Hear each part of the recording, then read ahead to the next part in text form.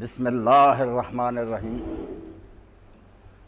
آپ جیسے اصحاب علم و فضل سے مل کر مجھے انتہائی خوشی ہوتی ہے، اور سب سے بڑی بات یہ ہے کہ یہاں سوال و جواب کی نشست جو ہے نا،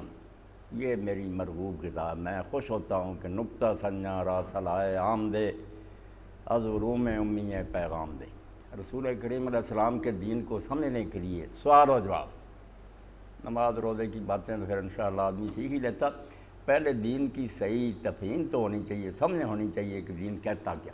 تو ڈاکٹر صاحب نے اس بارے میں پہلا سوال جو کیا کہ زکوٰۃ کی مد سے ڈاکٹر کو تنخواہ دینا یا اس کی مدد کرنا،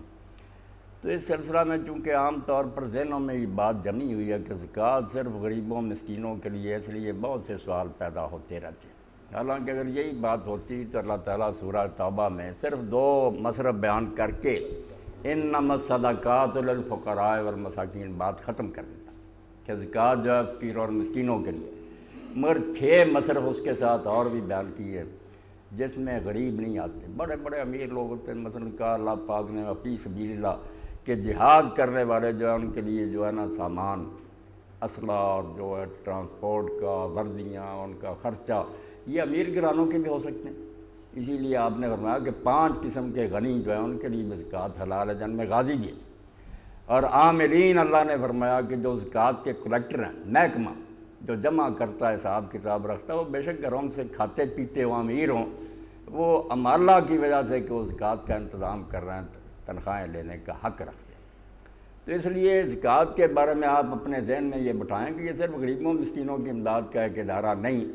مسلم امہ کو اپنے پاؤں پر کھڑا کرنے کے لیے کہ اس کی ہر ضرورت پوری کی جائے، یہ ایک وسیع ادارہ ہے، بہت بڑا انتظام ہے اللہ کی طرف سے۔ اس لیے اللہ پاک نے جو اس میں یہ بات کہی ہے کہ فقیروں اور مسکینوں کے لیے، وہ بھی یہ نہیں کہ فقیروں اور مسکینوں کو دے دو وہ جا کر کھا پی لیں، جیسے ڈاکٹر صاحب نے کہا کہ ان کے لیے اگر ڈسپینسریاں بنا دی جائیں، ان کے بچوں کے لیے اسکول بنا دے جائیں، وہاں مفت کتابیں اور وردیاں انہیں دی جائیں، تو یہ ساری چیزیں فقیروں مسکینوں کے لیے، تو یہ بالکل ٹھیک ہے۔ یہ جو سمجھتے ہیں نا تملیغ، ہمارے علماء نے ایک لفظ ایجاد کر لیا تملیغ، کہ زکوٰۃ تب ادا ہوگی کہ آپ کسی کے ہاتھ میں رقم دے دیں، اس کو مالک بنا دیں، وہ جو جی چیک کرے۔ اب یہاں پھر ہیلا تراشا کہ یہ مدرسوں والے جو ہیں نا یہ لینا چاہتے ہیں، اپنے مدرسے پر خرچ کرنا چاہتے ہیں، تملیغ کے راستے میں روڑا بنی ہو، تو پھر کیا طالب علم کو بلاتے ہیں آفس میں،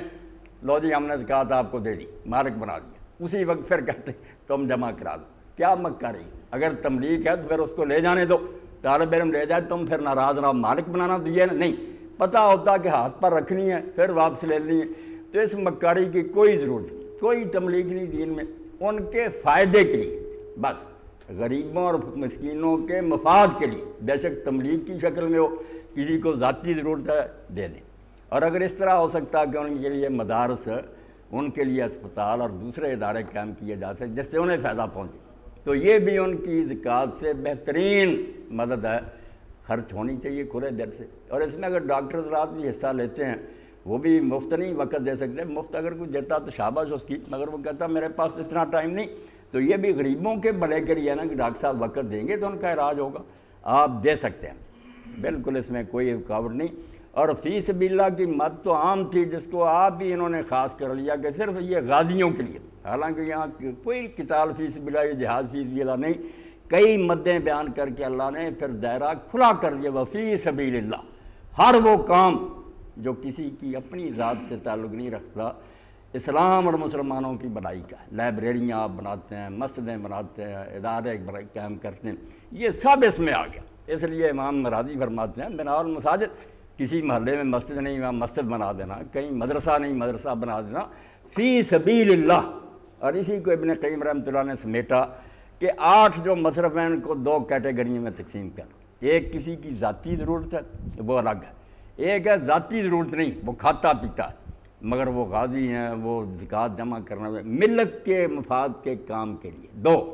یا اجتماعی مفاد یا کسی کی ذاتی ضرورت، ان میں سے جس پر بھی آپ خرچ کریں گے انشاءاللہ وہ زکوٰۃ کا صحیح مصرف ہوگا۔ اور یہ تو غریبوں کے علاج کے لیے بہت اچھی صورت ہے، بیچارے دوائیاں نہیں لے سکتے کہ ڈسپینسریاں کھول دی جائے، وہاں جو ڈاکٹر وقت دے اس کی خدمت بھی اس سے کی جائے، کوئی حرج نہیں، وہ لے سکتا، بے شک وہ امیر بھی ہو،